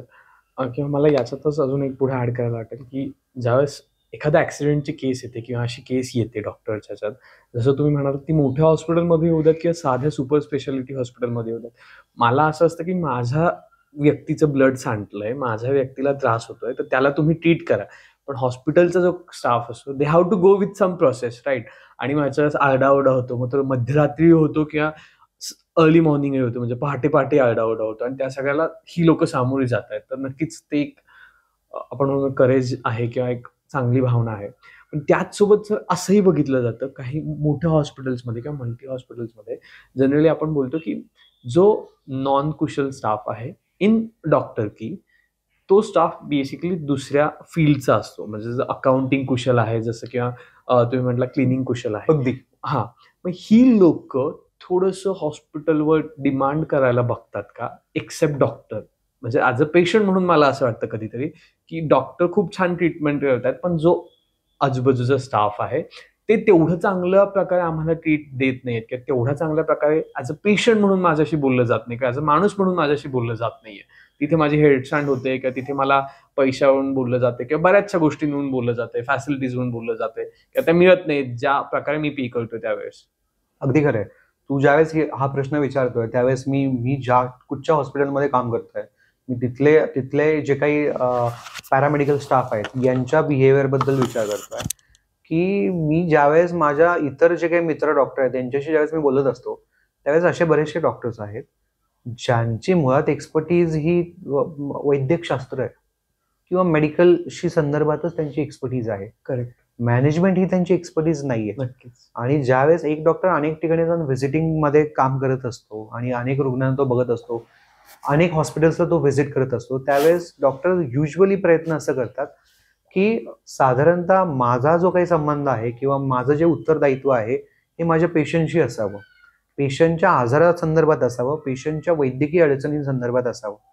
पेशंटला वेटिंग एरियामध्ये बसायला लागणारी चेअरच अमुक आहे किंवा तिकडे बाहेर फॉर्म भरताना आलेली अडचणच अमुक आहे, हा कदाचित थोडासा मॅनेजमेंटचा भाग आहे असं म्हणून डॉक्टर त्या गोष्टीकडे नजरअंदाज करतात. परंतु मला असं वाटतं की काही डॉक्टरांनी याचाही विचार करायला हवा की आपण ज्या मॅनेजमेंटमध्ये डॉक्टर म्हणून जात आहात ते मॅनेजमेंट कसं आहे, किंवा त्या मॅनेजमेंटमध्ये देखील जर तुम्हाला शक्य असेल तर थोडंफार दखल घेऊन यांना ट्रेनिंग देणं सुद्धा तितकंच महत्वाचं आहे. पण सर याच्यावर पण अजून एक प्रश्न येईल माझ्या मते, बऱ्याच लोकांना येईल. बऱ्याचदा असं बोललं जातं त्या मॅनेजमेंटकडून सुद्धा की डॉक्टरांनी सुद्धा आम्हाला टार्गेट दिलेलं असतं की इतक्या इतक्या गोष्टी अचीव्ह झाल्या पाहिजेत आणि इतके प्रॉफिट लॉस झाले पाहिजेत, आपल्याला दाखवायचे आहेत की आपल्याला करायचे इयर एंडला, आणि त्याच्यामुळे त्या सुविधा आहेत, चालल्यात, चालू द्या असंही होतं. मग हे खरंच होतं आणि असं होत असेल तर काय केलं पाहिजे? ऋषिकेश, मी या गोष्टीची खरंच असहमत आहे की डॉक्टरांनी स्टाफला टार्गेट्स दिले जातात हे मी म्हणू शकत नाही. Okay. याचं कारण मी सांगतो. बऱ्याचदा आपल्या बऱ्याचशा श्रोत्यांना कदाचित हे आवडणार नाही, परंतु मी एक गोष्ट सांगतो की टार्गेट हे कुठे दिलं जातं, जिकडे बिझनेस चालतो. ओके. आणि बिझनेस चालवतात कॉर्पोरेट हॉस्पिटल्स. जिकडे ते कॉर्पोरेट हॉस्पिटलचे जे हेड्स असतात ते बऱ्याचदा त्यांचा थेट संबंध आरोग्य विभागाशी नसतो. ओके. त्यामुळे त्यांच्याकडून जर टार्गेट येत असतील तर ते निश्चितच असतात. आणि मी डॉक्टर म्हणून ज्यावेळेस बाहेर पडतो त्यावेळेस मी माझी फार तर फार ओपीडी टाकू शकतो किंवा एखादं छोटंसं हॉस्पिटल चालू करू शकतो माझ्या आर्थिक पाठबळीवरती.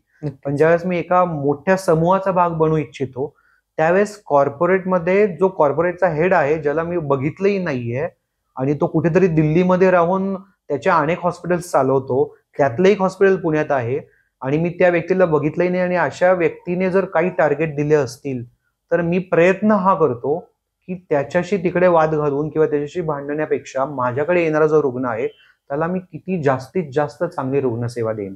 त्यामुळे मी पुन्हा या गोष्टीशी जे तू विचारलंस, मलाही तेवढीच शंका आहे की कॉर्पोरेट लेवलला अशा प्रकारचे टार्गेट दिले जात असतील का.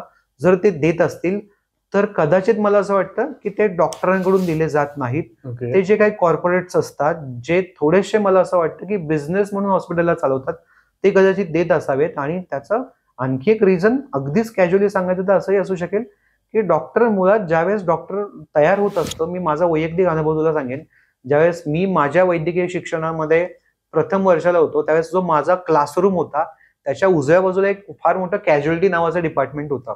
आणि मी पहिल्या वर्षाला तिकडे माझ्या लेक्चरला बसलो होतो आणि उजव्या दरवाजातून मला त्या कॅज्युअलिटीमध्ये फार मोठ्याने रडणारे आणि आक्रोश करणारे लोक दिसत होते. ओके. आणि माझ्या डाव्या बाजूला एक पेडियाट्रिक वॉर्ड होता, तिकडे लहान बाळाचा जन्म होत होता आणि मग तिकडे पेढे वाटणारे. म्हणजे माझ्या एकाच नजरेमध्ये उजव्या बाजूला मृत्यू पावलामुळे अगदी शोक व्यक्त करणारे लोक बघितली मी, आणि उजव्या बाजूला ते जे काही नवीन बाळाचा जन्म झालाय आणि आयुष्यामध्ये ते जन्म घेतलेलं जे काही बाळ आहे ते त्याच्यामुळे आनंद मिळालेली काही लोक. म्हणजे एकाच नजरेमध्ये सुख आणि दुःख या दोघांची परिसीमा ज्यावेळेस डॉक्टर बघतो आणि हेच बघत बघत तो त्याचं पूर्ण वैद्यकीय शिक्षण कम्प्लीट करतो, अशा अनेक भावनिक स्तरांमधून तो जात असतो, त्यावेळेस त्याला या गोष्टीची थोडीशी कल्पना असते की कुठचेही असे काही टार्गेट जे कॉर्पोरेट लेवलला दिले जातात ते अमानवीय नसावेत असं मला वाटतं. नक्कीच. त्यामुळे थेट डॉक्टरांची याच्यामध्ये इन्व्हॉल्वमेंट आहे का, तर मला असं वाटतं की इन्व्हॉल्वमेंट नसावी, कारण की डॉक्टर एका विशिष्ट भावनिक तरंगांमधून तो आरोग्य शिक्षण घेताना निघालेला असतो. त्यामुळे कदाचित डॉक्टरांची याच्यामध्ये थेट इन्व्हॉल्वमेंट नसावी. मात्र कॉर्पोरेटकडून असे टार्गेट दिले जातात हे मीही ऐकिवत आहे. आता जे आपण बघतोय तिथे हे पण आहे की जनरल वॉर्डमध्ये ऍडमिट केलं तरी असं होतं की चालेल, तो काळ होता बाबांचा. पण आता आपला काळ आहे की जिथे स्पेशल रूम हवी आहे, स्पेशल रूम मध्ये पण टीव्ही हवाय. आणि आता आपण जे बघतोय सध्याच्या प्रोसेसमध्ये तिथे असंही झालंय की म्हणजे प्रेग्नन्सी किंवा डिलिव्हरीसाठी अशा रूम्स हव्यात जिथे डिलक्स रूम्स किंवा काही. मग हे हॉस्पिटलनी मुद्दामून लोकांना दाखवलेली स्वप्न आहेत का, to attract the money or to take the things out of common man? Right. So तुला सांगू, हे म्हणजे हे जितकं आश्चर्यकारक तुला आहे किंवा जितकं हा बदल तुला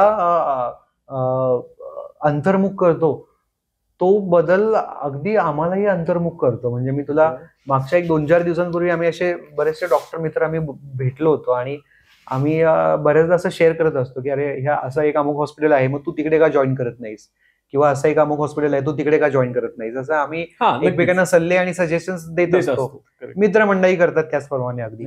तर त्यावेळेस मी माझा एक पेडियाट्रिशियन मित्र आहे, मी त्याला सांगितलं की अरे तू असं असं का जॉईन करत नाहीस, असं असं एक हॉस्पिटल आहे, अगदी गुड चेन ऑफ हॉस्पिटल आहे. तर मग आम्ही डिस्कस करताना आम्हाला ते कळालं की अरे काय त्या म्हणजे त्या लेवलला ते विचारतात आणि डिलक्स रूम हवी आहे की सुपर डिलक्स हवी आहे, आणि मग तिकडे खिडक्याच असतील, खिडक्यातनं असाच व्ह्यू असेल, आलेल्या पेशंटला ही ट्रीटमेंट असेल, आणि जर ते प्रेग्नन्सीच्या संदर्भात जर असेल, गायनेकॉलॉजीच्या संदर्भातलं जर हॉस्पिटल असेल, पेडियाट्रिकच्या संदर्भातलं हॉस्पिटल असेल, तर मग ते बलून्स, पिंक बलून्स लावले असतील बाहेर किंवा ब्लू बलून्स लावले असतील, आणि मग तुम्हाला तिकडे फोटोशूट पण करून मिळेल. आणि ते या लेवलला ह्या गोष्टी प्रोव्हाइड करायला आता कॉर्पोरेट हॉस्पिटल्सने चालू केलेलं आहे. तर हे तू म्हणतोस ते अगदी खरं आहे, कारण की ही डिमांड लोकांची आहे, ही डिमांड समाजाची आहे. त्यांना एस्पेशली जर आपण प्रेग्नन्सीच्या बाबतीत बोलायला गेलो तर लोकांना हा अनुभव जगायचा आहे. लोक याला आजार म्हणून बघत नाही, त्याला आनंद म्हणून बघतात. आणि जिकडे कॉस्मॅटिक सारखी गोष्ट फार मोठ्याने आणि झपाट्याने वाढती आहे, तिकडे म्हणजे मी बऱ्याचदा असं म्हणत असतो की पूर्वी रुग्ण हॉस्पिटलमध्ये यायचे, आता हॉस्पिटलमध्ये रुग्ण येत नाहीत. आता सर्वसाधारण व्यक्ती येतो आणि तो काहीतरी मेकओव्हर किंवा चेंजेस करून जातो असं. सो आता तुम्ही बघितलं असेल हे जे काही बॉलिवूड इंडस्ट्री आहे किंवा जे सिने क्षेत्रातले कलाकार आहेत, नोज जॉब, हेअर ट्रान्सप्लांट आणि फेसमध्ये चेंजेस करणं आणि अशा इतक्या अफाट गोष्टी कॉस्मेटिक सर्जरी म्हणून करतात. आणि ज्यावेळेस ही लोक येतात किंवा अगदी दात बदलण्यापासून वगैरे, म्हणजे माझ्या क्षेत्राच्या संदर्भात अशा आहे, माझ्याकडे मध्यंतरी एक एअर होस्टेसेस काही आल्या, अगदी सुंदर दात होते, मात्र त्यांना तिकडे ते व्हिनियर्स वगैरे काहीतरी लावून हवे होते, स्माईल छान व्हावी वगैरे. हे कुठचेही पेशंट नाही आहेत. किंवा अगदी प्रेग्नंट लेडीला मी पुन्हा म्हणेन, प्रेग्नन्सी आणि डिलिव्हरी हे अनादी कालापासून चालू आहे. याला डॉक्टरांची गरज पूर्वी लागतही नव्हती. नक्कीच. किंवा अगदी प्रायमरी हेल्थ सेंटरमध्ये सहजरित्या पार पडणाऱ्या ह्या सगळ्याच्या संकल्पना आहेत.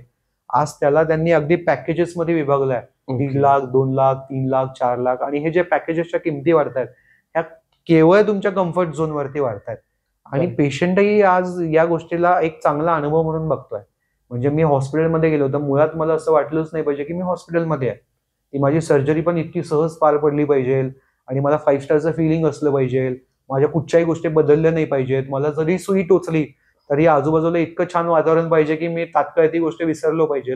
या समाजाच्या येणाऱ्या डिमांड आहेत. लोक विचारतात पेनलेस ट्रीटमेंट काय आहे. त्याच सोबत सर, जो ट्रीट करणार आहे तो व्यक्ती मग त्या सगळ्या ट्रीटमेंटला एक्सपिरियन्स आहे का, हे पण खूप महत्वाचं आहे.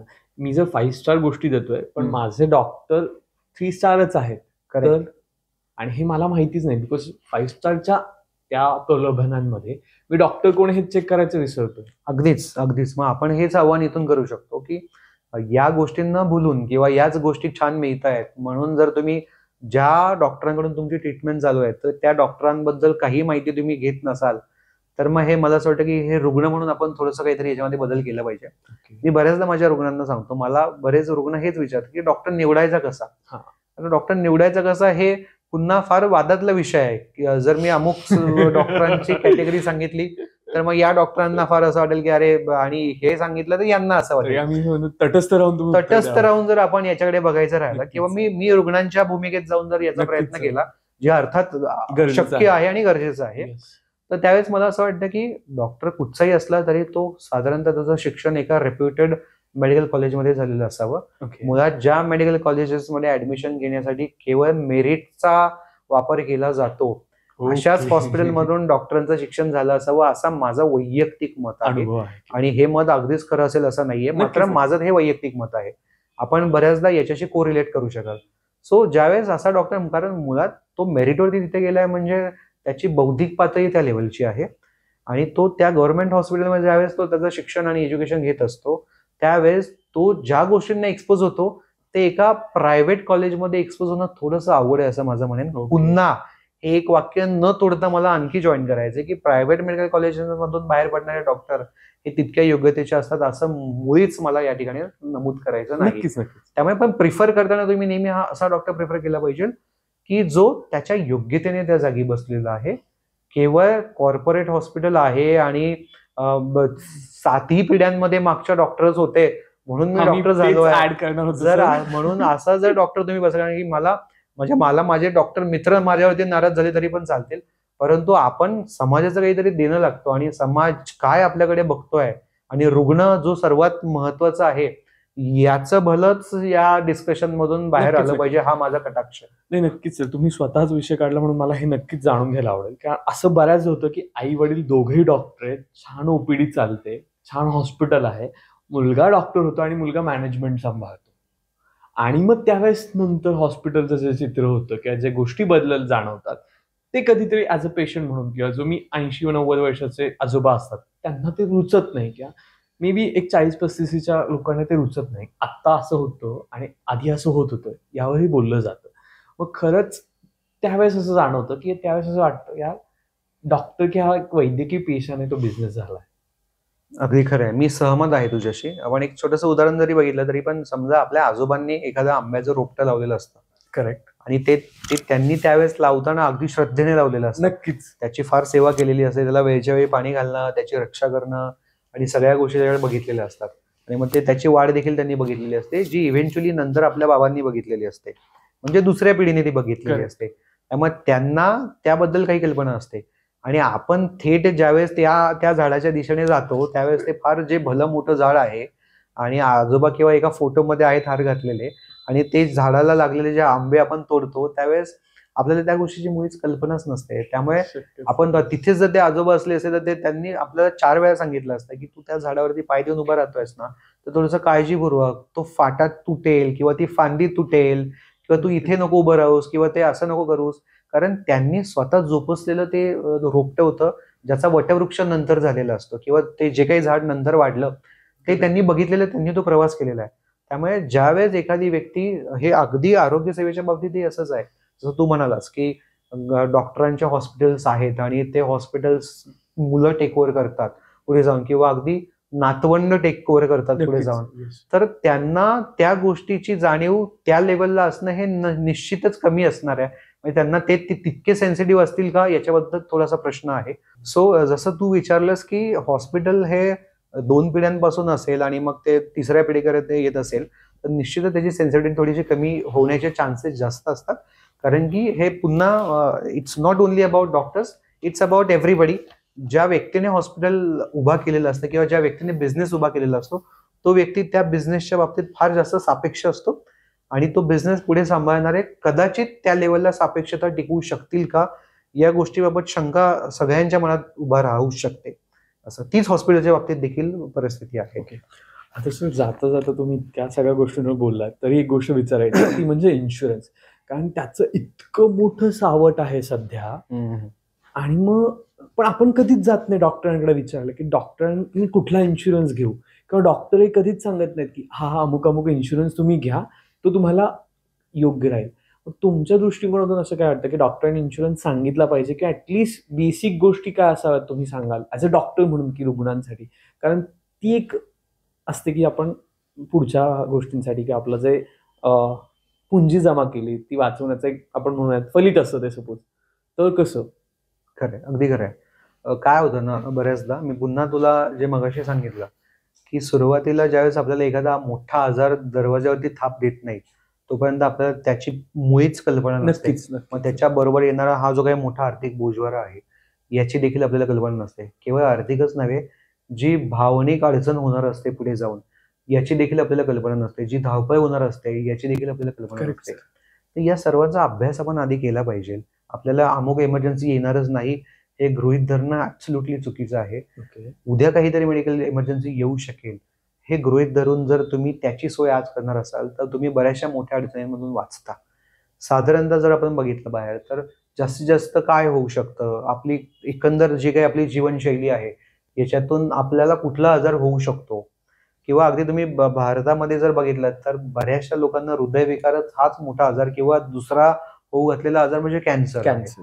सो मग हे असे 2-3 जे फार मोठे जीवघेणे आजार आहेत ज्याच्यामध्ये मृत्यूमुखी पडण्याचे चान्सेस फार जास्त असतात. Correct. अशा केसेसमध्ये जर ह्या गोष्टी आपल्याला आपल्या समोर आल्या किंवा अगदी आपण त्याला बळी पडलो किंवा आपल्या जवळचे त्याला बळी पडले तर आपण काय केलं पाहिजे? त्यासाठी लागणारं आर्थिक पाठबळ आपल्याकडे आहे का? आर्थिक भांडवल आपल्याकडे आहे का? ते कितपत असू शकतं आणि ते उपलब्ध होण्यासाठी तात्काळ आपल्याला काय करता येईल? किंवा बऱ्याचदा लोकांना असं असतं की माझ्याकडे आहे, आर्थिक परिस्थिती माझी मोठी आहे, मात्र तात्काळ हॉस्पिटलमध्ये भरण्याला जी कॅश लागते ती देखील माझ्याकडे नाहीये. कारण मग मी अमुक एका संपत्तीमध्ये पैसे गुंतवले आहेत, मग ती माझी भरपूर आहे, मग मला जर मेडिकल इमर्जन्सी आली तर मग ते त्याचा वापर केला जाईल वगैरे वगैरे असं लोक विचार करतात. मात्र ते परत शक्य होत नाही, कारण की ती सिच्युएशन अशी असते की त्या गोष्टीमधून तुम्ही जात असताना तुम्हाला या गोष्टी थोडंसं सॉर्ट आउट करणं अवघड होतं. नक्कीच. त्यामुळे तुमच्याकडे असलेली जी आर्थिक पुंजी आहे ही किती असली तरी मेडिकलसाठी डॉमिनेटेड काहीतरी रक्कम आणि आर्थिक सोय तुमची असणं फार आवश्यक आहे. बऱ्याचदा मी सांगतो की कदाचित ते आपल्याकडे होणं शक्य जरी नसेल, कारण की मध्यमवर्गीयांना हा जो काही येणारा एका कुटुंबामधल्या जर चार जणांचं जर न्यूक्लिअर कुटुंब जरी असेल, आई वडील मुलगा आणि मुलगी, किंवा आई वडील आणि मुलगा आणि सून, हे जरी साधारणतः कुटुंब असेल तरी अचानक वडिलांवरती किंवा आईवरती किंवा आपल्यावरती जर अशी कुठची अडचण आली तर त्यासाठी लागणारा खर्च समजा 10 ते 15 लाख रुपये एका व्यक्तीला खर्च येणार आहे.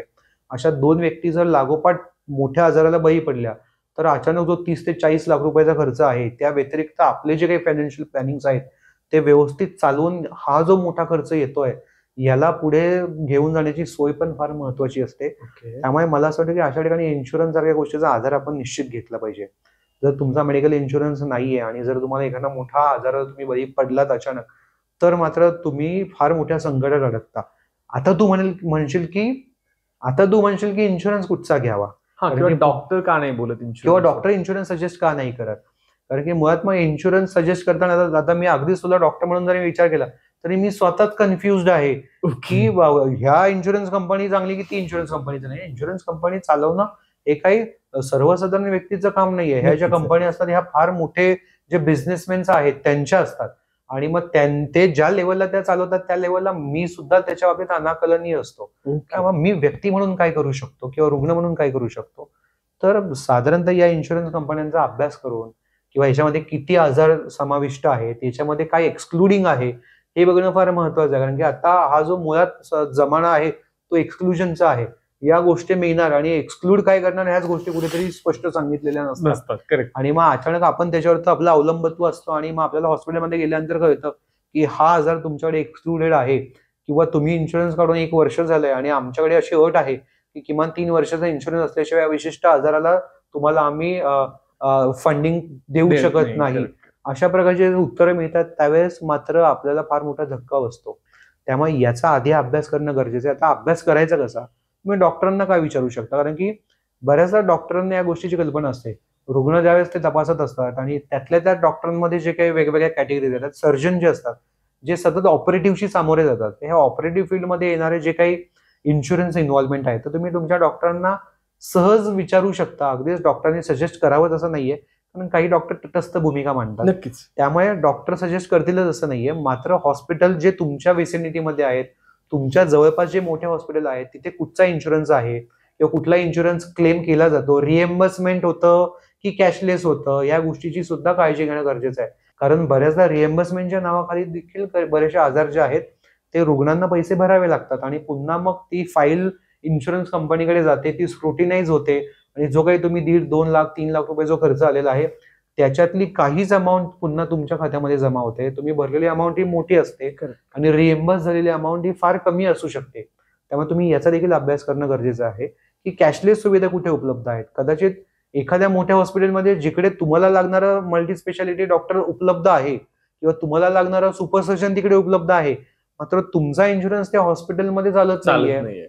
अशा अडचणी पण उपलब्ध होऊ शकतात. मला असं वाटतं की आपण संध्याकाळी 5 वाजता ज्यावेळेस काहीतरी स्नॅक्स खाऊन फिरायला निघतो त्यावेळेस हॉस्पिटलच्या रिसेप्शनला थोडंसं विचारायला काय हरकत आहे, आणि हे शक्य आहे. नक्कीच. किंवा मग तुमच्या जे काही मित्रमंडळींमध्ये तुम्ही चर्चा करता त्यावेळेस ह्या ज्या काही घटना घडलेल्या आहेत त्यावेळेस थोडंसं बारकाईने सखोल चर्चा करायला काहीच हरकत नाहीये की तुमचा इन्शुरन्स कुठचा होता, मग मुलाचा इन्शुरन्स कुठचा होता, मग तिथे तुमचं रिएम्बर्समेंट झालं का, तिथे कॅशलेस नव्हतं का, तुम्ही आणखी कुठे चौकशी केलीत तर मग इथे नाहीये का, मग ते डॉक्टर तिथेच होते का, तिथे ते येतच नाहीत का, किंवा तुम्ही त्या डॉक्टरांशी बोललात का.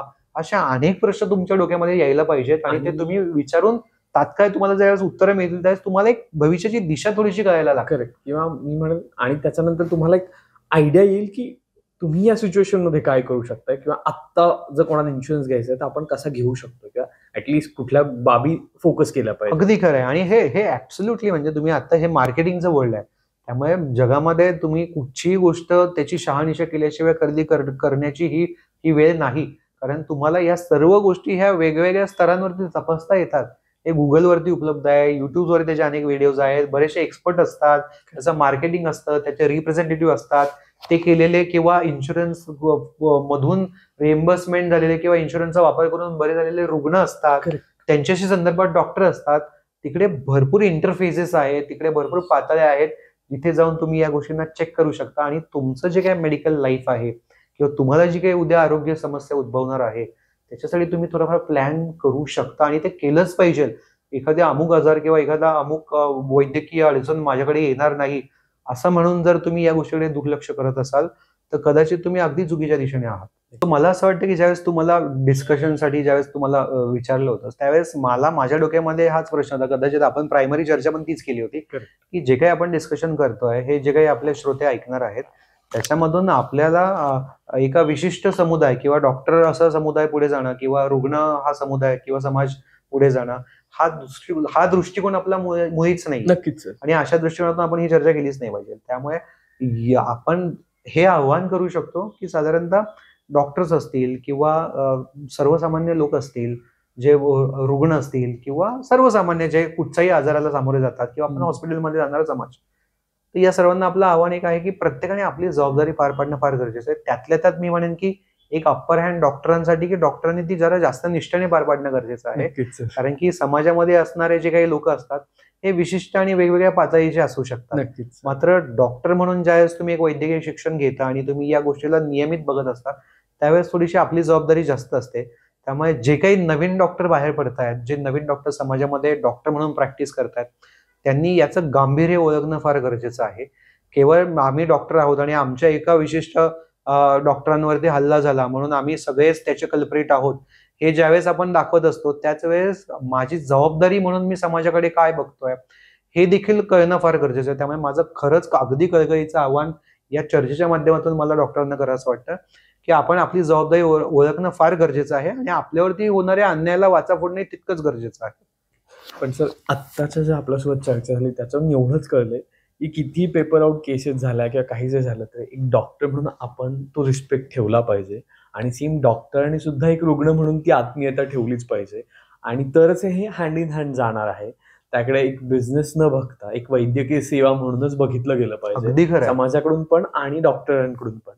या गुड नोटवर आपण मला वाटतं हा पॉडकास्ट थांबूया, कारण याच्यात ना बरेच इन्सिडन्स बेसिसवर क्वेश्चन्स निर्माण होतात किंवा बऱ्याच इन्सिडन्स बेसिसवर शंका कुशंका निर्माण होतात.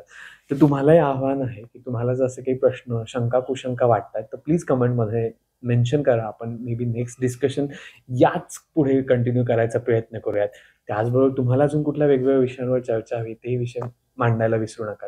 आणि इन्शुरन्सवर खास करून एक विशिष्ट चर्चा हवी आहे का किंवा एक विशिष्ट व्यक्तीकडून आपल्याला चर्चा हवी आहे का इन्शुरन्स डोमेनवर, ते आम्हाला सांगायला विसरू नका. भेटूयात पुढच्या पॉडकास्टमध्ये. धन्यवाद.